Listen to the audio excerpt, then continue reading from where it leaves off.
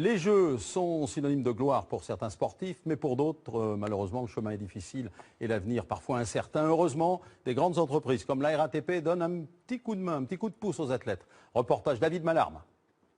Loin des tatamis, c'est l'autre vie de Marielle Pruvot, 29 ans, judokate de haut niveau. Donc les bottes, ensuite le gilet pour être bien vu et donc le casque pour se protéger la tête.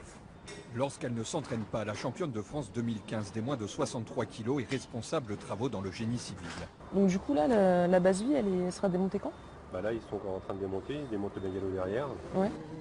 En 2011, elle rejoint le pool athlète de haut niveau de la RATP. L'entreprise de transport parisien lui permet d'exercer ses compétences professionnelles. Pendant 2 ans, l'ingénieur d'études géotechniques est employé sur le projet de Châtelet-Les Halles. Elle pilote la réalisation de 3 tunnels. Travaille la journée, entraînement, matin et soir.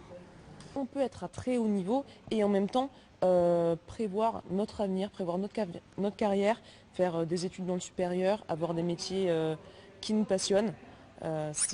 Pour les fédérations, je pense que c'est un message à passer. Il faut, chaque athlète a un projet de vie et il faut s'en occuper dès maintenant. Un autre jour, dans un autre sous-sol de Paris. Muriel Pruvot rejoint Sofiane Milous, champion d'Europe de judo en 2010, pour une journée de sensibilisation à leur discipline. En 2016, tous les deux rêvaient de Rio. Ils ont raté la qualification d'un cheveu. Un échec plus facile à digérer lorsque l'on est accompagné. Sofiane, 27 ans, postulera en fin d'année à la formation pour devenir agent de sécurité, tout en préparant les Jeux de Tokyo en 2020. Dans le sport de haut niveau, il y a du haut, il y a des bas. Il y a des hauts, il y a des bas, donc pour rester au top, je pense qu'il faut être soutenu du début à la fin. Et malheureusement, dans le sport de haut niveau, c'est très difficile d'être soutenu.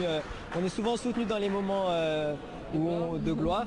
Et puis dans les moments difficiles, on se retrouve, il n'y a plus personne. L'INSEP, la maison des disciplines olympiques. Pour la plupart de ces sportifs, gagner décemment sa vie est une gageure. Pierre Duprat est en contrat d'image avec la grande entreprise publique, une assise financière importante dans sa quête olympique. À Rio, Pierre tentera de s'offrir un moment de gloire, tout en sachant que cela ne dure qu'un temps. Chaque sportif, là, dans un coin de sa tête, l'après-carrière, qu'est-ce que je vais faire? Donc en vrai, c'est rassurant, c'est une forme de sécurité. Et je pense que si on ne l'a pas, c'est dur d'être performant et de réussir sur les grosses compètes. Être sportif de haut niveau sans délaisser l'avenir. Voilà le message.